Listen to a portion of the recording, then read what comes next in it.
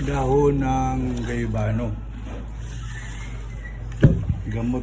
Gagawin natin siya. Okay. Mas maganda inaalis ko ginagupit ko talaga doon para hindi na makasama sa pagpapatuyo yung tangkay niya. Mas madali siyang pag natuyo, mas madali siyang i-crush.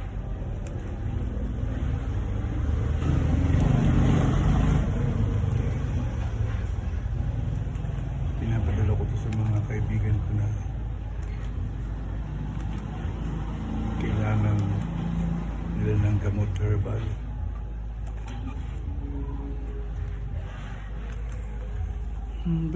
Sabi nila ay napakaganda rin na resulta. Napakaganda na resulta sa kanila na natry nila. Dahon ng gayabano. Gawing tsaa. Yan. Yan. Magpipikit lang ba? Natanggal ko yung dahon.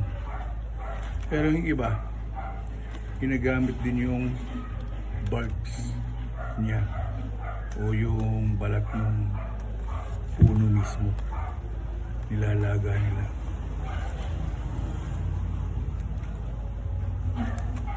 Okay. So, pagkatanggal mo ng dahon na yung ganyan, hugasan natin yan bago natin ipilat. Hugasan natin.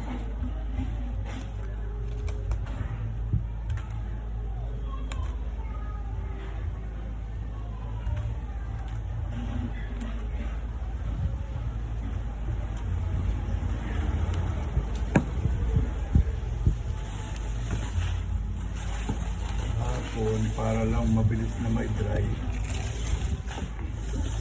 Talagang sinangag ko siya. Kasi nilagay ko siya sa malaking kawali. Tapos doon ko na siya pinatuyo. Ito, dahil sa hindi naman tayo nagmamadali. Tutuyuin natin sa araw.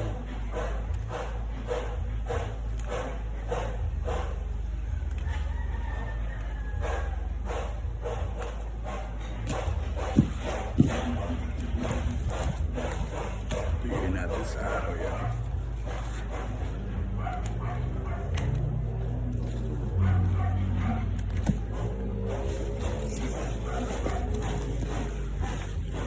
Marami kaming puno dito. Kaya kung dahil dito at tulong ng Diyos, makakatulong sa pagaling sa kanila.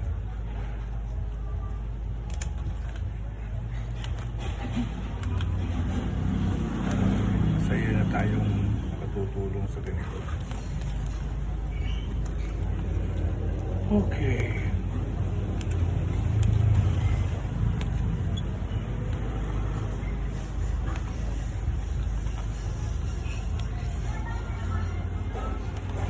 Pagka tuyo na siya, papakita ko rin sa inyo.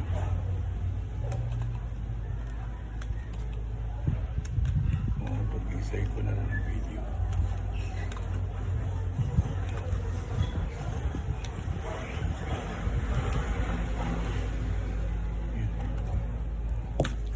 Dami na rin pala kahit na isang tangkay lang, dami na rin pala.